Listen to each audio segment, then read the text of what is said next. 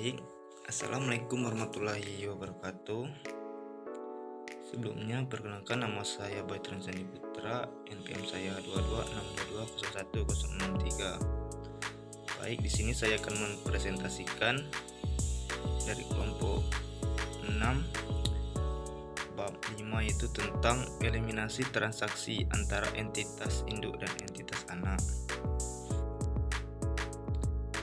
Sebelum kita masuk materinya, sini saya akan menjelaskan judulnya terlebih dahulu, yaitu eliminasi transaksi antara entitas induk dan entitas anak.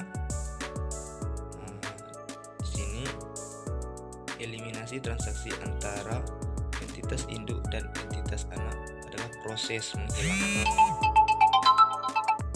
menghilangkan atau menyamakan transaksi antara kedua entitas tersebut dengan non.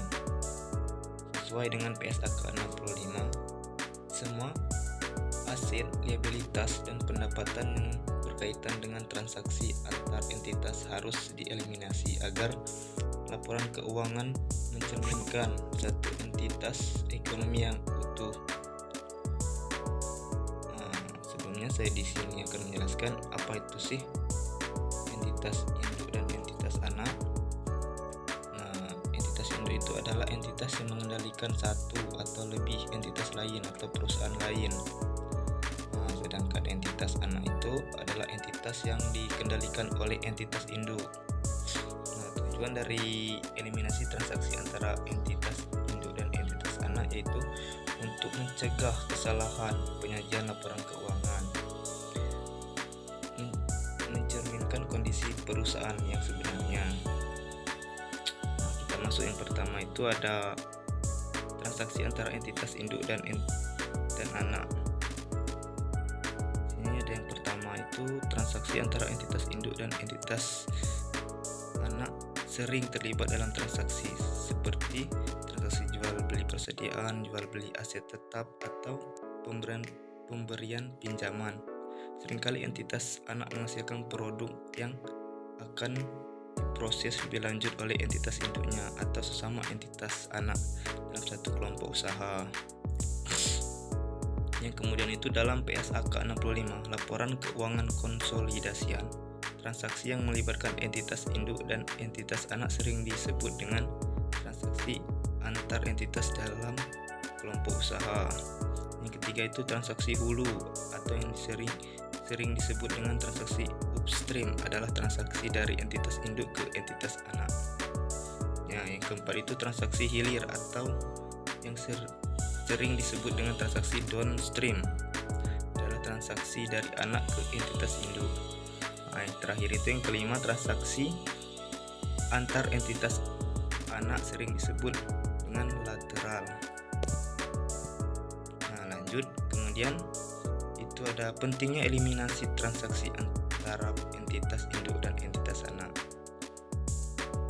Di mana entitas induk ini berkewajiban menyusun laporan keuangan atau laporan konsolidasi yang menggambarkan kinerja dan kondisi keuangan entitas induk beserta entitas anaknya secara keseluruhan.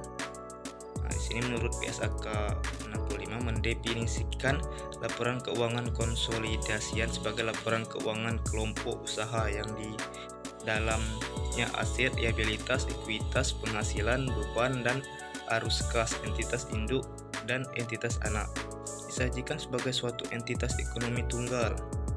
Oleh karena itu dapat disimpulkan bahwa untuk penyusunan laporan keuangan konsolidasian, entitas induk dan entitas anak merupakan satu entitas tunggal yang tidak terpisahkan. Oleh karena itu entitas induk dan entitas anak merupakan satu entitas tunggal, maka transaksi antara entitas induk dan entitas anak menjadi transaksi di dalam satu entitas, sehingga semua dampak transaksi antar entitas dalam satu kelompok usaha terus dieliminasi. Di sini ada PSAK 65 menyatakan bahwa salah satu prosedur dalam menyusun laporan konsolidasian atau prosedur konsolidasi adalah mengeliminasi secara penuh aset, liabilitas, ekuitas, penghasilan, beban, dan arus kas dalam kelompok usaha terkait dengan transaksi antar entitas dalam kelompok usaha. Nah, berikutnya ada transaksi penjualan persediaan. Sini judulnya yang A itu dampak terhadap pencatatan entitas induk dan jurnal eliminasi. Yang pertama itu ada dampak terhadap pencatatan entitas induk.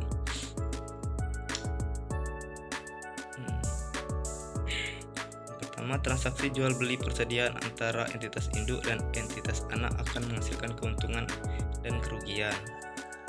Nah, yang kedua, keuntungan atau kerugian dari transaksi jual beli persediaan tersebut belum terrealisasi apabila selama periode persediaan tersebut masih berada di entitas induk atau entitas anak.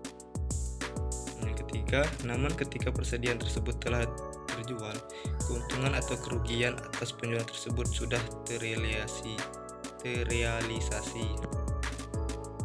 Nah,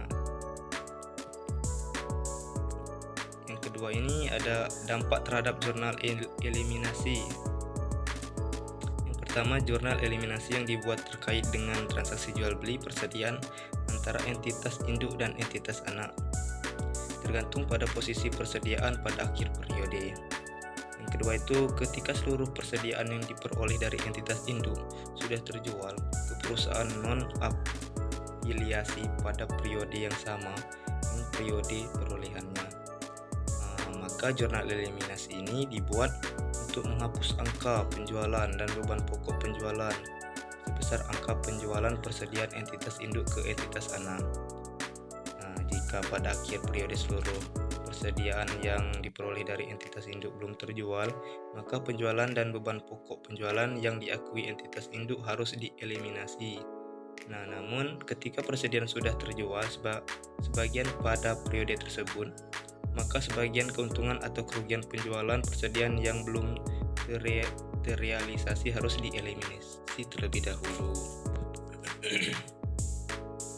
Nah, di sini selanjutnya itu transaksi hulu penjualan persediaan.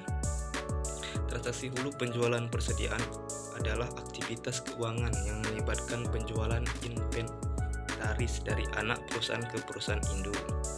Nah, contohnya itu ketika perusahaan induk membutuhkan peralatan khusus untuk melanjutkan operasi dan anak perusahaan memiliki peralatan tersebut.